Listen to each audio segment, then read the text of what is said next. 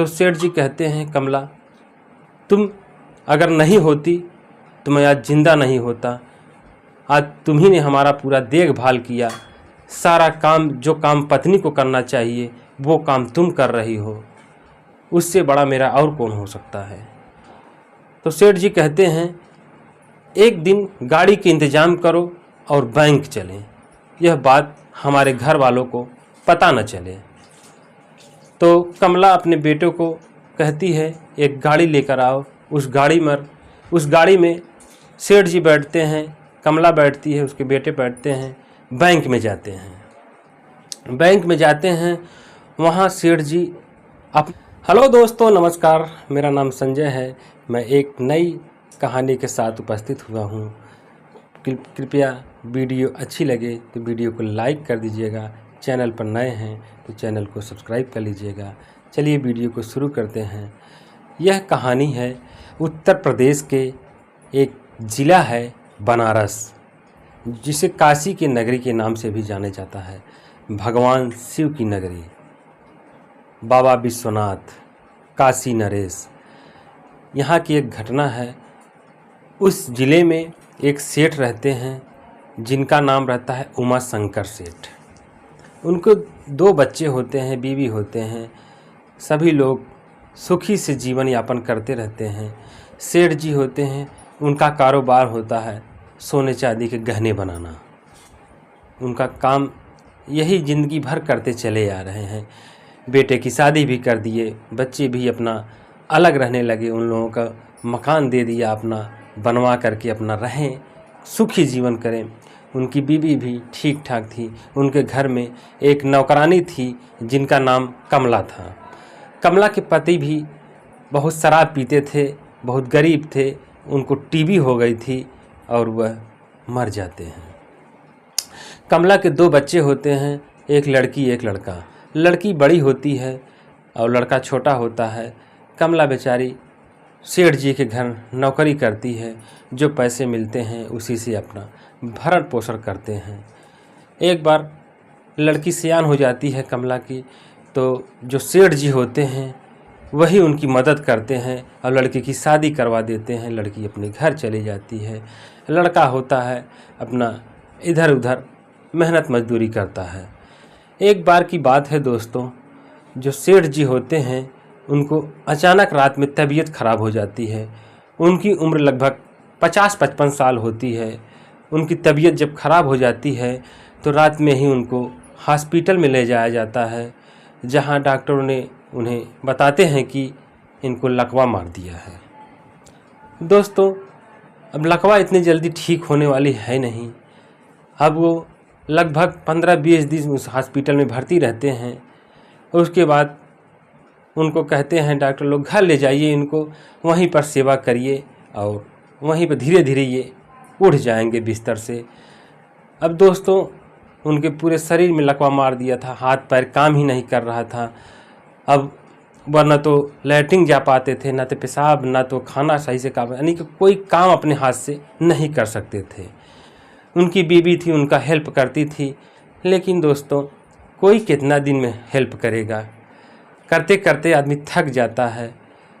और जो नौकरानी होती हैं कमला, वो भी उनका मदद करने लगती हैं, घर पर आती हैं और सेठ जी का सारा सेवा वही करती हैं और उनकी बीवी भी करती हैं।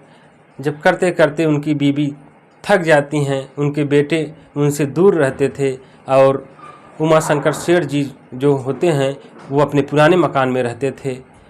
उस मकान में और कोई नहीं रहता था।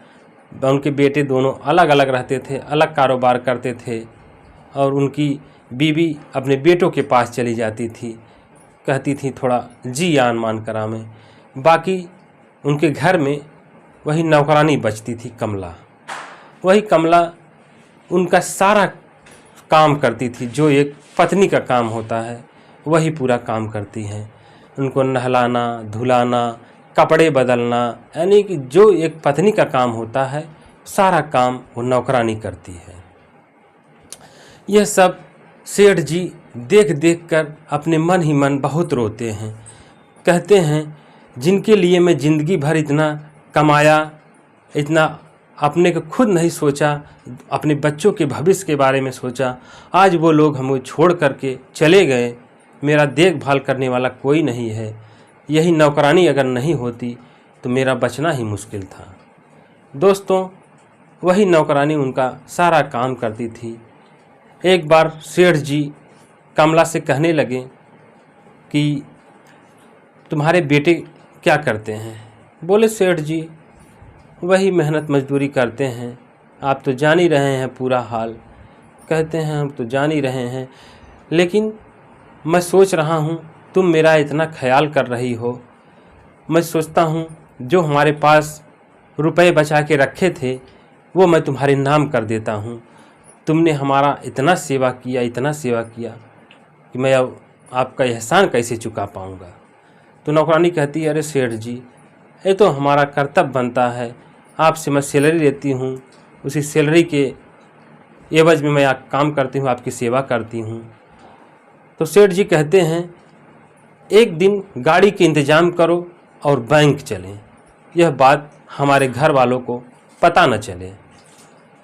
तो कमला अपने बेटों को कहती है एक गाड़ी लेकर आओ। उस गाड़ी में सेठ जी बैठते हैं, कमला बैठती है, उसके बेटे बैठते हैं, बैंक में जाते हैं। बैंक में जाते हैं, वहाँ सेठ जी अपने खाते में लगभग 70-80 लाख रुपए जमा किए होते हैं।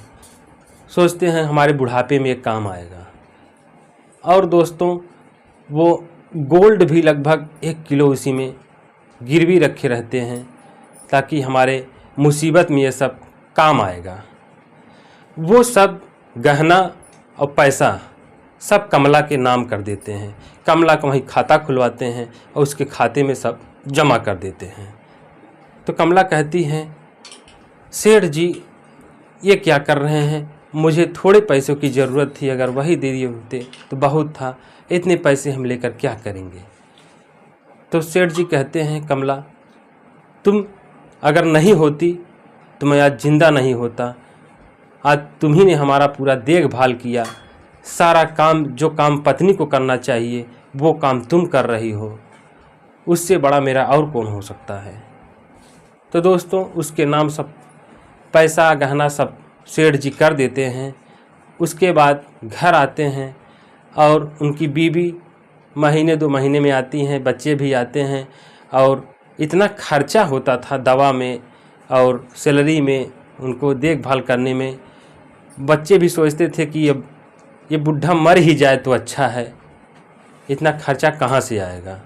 वो लोग यही मनाते रहते थे कि अब मर जाए। उनको लगभग 3 साल बेड पर ही पड़े रहे। अब सोच लीजिए 3 साल उनकी सेवा करना मामूली बात नहीं है। लेकिन जो नौकरानी कमला थी उनका अच्छे से देखभाल करती थी। वो बगल में रूम लेकर रहती थी, जब उनके बच्चे बीबी नहीं होते थे तो वहीं रहती थी, 24 घंटा सेठ जी के रूम में ही रहने लगी। वहीं पर खाना बनाना, झाड़ू पोछा यानी कि सब कुछ वहीं पर करने लगी। धीरे धीरे समय बीतता गया। जब कमला के नाम पैसा हो गया, वह सोचने लगी क्यों न इसी पैसों में से कुछ पैसा मैं खर्च करके अच्छे डॉक्टर को दिखाऊं, जो लकवा के अच्छे डॉक्टर हों, उनको दिखाऊं, हो सकता हो सेठ जी कुछ सुधार हो जाए इनके सेहत में। तो वह एक डॉक्टर के पास ले जाती हैं। डॉक्टर देखते हैं और कहते हैं इनको जो है थोड़ा थोड़ा टहलाइए, और कुछ दवाइयाँ देते हैं, मालिश करने के लिए देते हैं कि इनके हाथों पैरों में ये तेल मालिश करो और सुबह शाम इनको टहलाओ, एक्सरसाइज कराओ। धीरे धीरे यह करते करते लगभग 2-3 महीने में, धीरे धीरे 6-7 महीने में वो आधी उनकी सेहत सही हो गई। वो बैसाखी लेकर चलने लगे। धीरे धीरे उनके सेहत में सुधार आने लगा। उनकी बीवी आई, देखने लगी तो कहीं कि वाह, हमारे पति तो एकदम मरने के कगार पर थे, आज ये बैसाखी लेकर चल रहे हैं। बच्चे भी आते देखते थे, कहते थे हम लोग तो मनाते थे कि बुढ़ा मर जाए, लेकिन भगवान के अभी उम्र इनकी बहुत है, अभी भगवान के घर से इनका पत्ता नहीं कटा है, अभी ये बहुत जीना चाहते हैं। और सेठ जी भी कहते थे कि मैं अभी बहुत दुनिया देखना चाहता हूँ, मैं अपने पोती पोते की शादी देखना चाहता हूँ और भी दुनिया देखना चाहता हूँ, लेकिन क्या करूँ, समय बहुत बलवान होता है, समय के आगे किसी की नहीं चलती। भगवान चाहे जिसको उठा दे और भगवान चाहे जिसको गिरा दे। तो दोस्तों, जो कमला होती हैं उनको टाइम टाइम से दवा देती हैं, टाइम से खाना देती हैं, तेल मालिश करती हैं, सारा काम करती हैं, धीरे धीरे उनके सेहत में सुधार हो जाता है। तो सेठ जी कहते हैं कि क्यों न तुम्हारे बेटे को जो काम मैं करता हूँ वही काम तुम्हारे बेटे को सिखा देता हूँ, तुम्हारा बेटा भी अच्छे से कमाएगा खाएगा, उसकी भी ज़िंदगी बन जाएगी। तो कमला कहती है सेठ जी आप जैसा चाहेंगे वैसा ही हो जाएगा। तो सेठ जी उनको एक किराए का रूम दिलवाते हैं, उसी रूम में उनको जो काम करते थे वही काम सिखा दिए बच्चे को।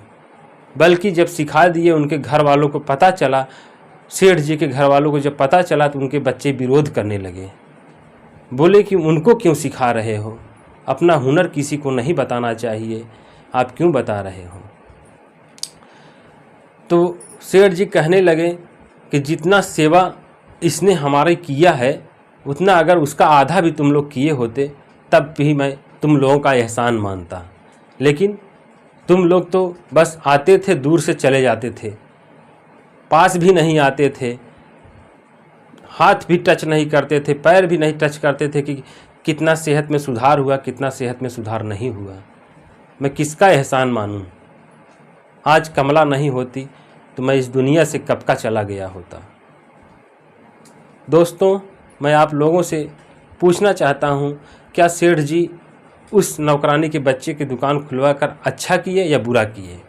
आप लोग कमेंट बॉक्स में ज़रूर बताइएगा, आप लोगों के कमेंट का इंतज़ार रहेगा। और गरीबी बहुत बेकार चीज़ होती है, जो गरीब होता है वही समझ सकता है गरीबी क्या होती है। लेकिन दोस्तों, मेहनत करिए, मेहनत के बल पे ही सब कुछ हासिल हो सकता है। यह कहानी कैसी लगी हमें कमेंट बॉक्स में ज़रूर बताइएगा। वीडियो अच्छी लगी हो तो वीडियो को लाइक कर दीजिएगा। फिर मिलते हैं एक नई वीडियो के साथ, तब तक के लिए जय हिंद, जय भारत।